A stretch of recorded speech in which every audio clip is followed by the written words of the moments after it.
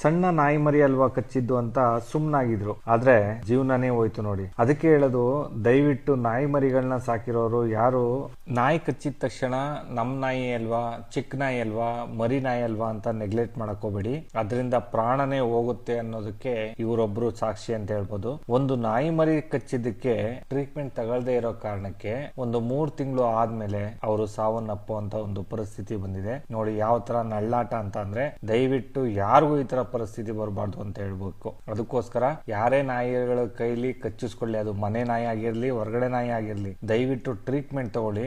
ನಾಯಿಗಳಿಂದ ದೂರ ಇರಿ. ನೋಡಿ, ಎಕ್ಸಾಂಪಲ್ಗೆ ಈ ಹುಡುಗಂಗೊಬ್ಬನ್ಗೆ ನಾಯಿ ಕಚ್ಚಿದೆ. ಪಾಪ ಆ ಹುಡುಗನ ಪರಿಸ್ಥಿತಿ ನೋಡಿ ಯಾವ ತರ ಆಡ್ತಾನೆ ಅಂದ್ರೆ, ಇದಕ್ಕೆ ಟ್ರೀಟ್ಮೆಂಟ್ ಕೊಟ್ಟರು ಕೂಡ ಸರಿ ಆಗದೆ ಇರುವಂತ ಪರಿಸ್ಥಿತಿ. ಅದಕ್ಕೆ ಊರಲ್ಲಿ ಸುಮ್ನೆ ಹಂಗೆ ಬಿಟ್ಬಿಟ್ಟವ್ರೆ.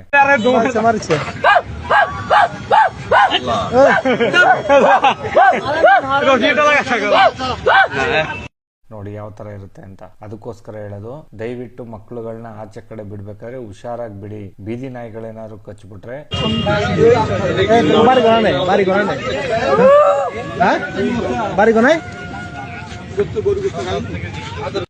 ಬಹಳ ಸಮಸ್ಯೆ ಆಗುತ್ತೆ. ಲೈಫೇ ಸಮಸ್ಯೆ ಸಿಗಾಕೊಂಡ್ಬಿಡುತ್ತೆ. ದಯವಿಟ್ಟು ಮಕ್ಕಳನ್ನ ಎಲ್ಲೂ ಬೀದಿ ಆಟ ಆಡಕ್ಕೋಸ್ಕರ ಎಲ್ಲೂ ಹೊರಗಡೆ ಕಳಿಸ್ಬೇಡಿ ಅಂತಲ್ಲ, ಕಳಿಸಿ, ಆದ್ರೆ ಸೇಫ್ಟಿಯಾಗಿ ನೀವು ನೋಡ್ಕೊಳ್ಳಿ. ನಾಯಿಗಳಿಂದ ಕತ್ತೆ ಇರೋ ತರ ಸೇಫ್ಟಿ ಮಾಡ್ಕೊಳ್ಳಿ.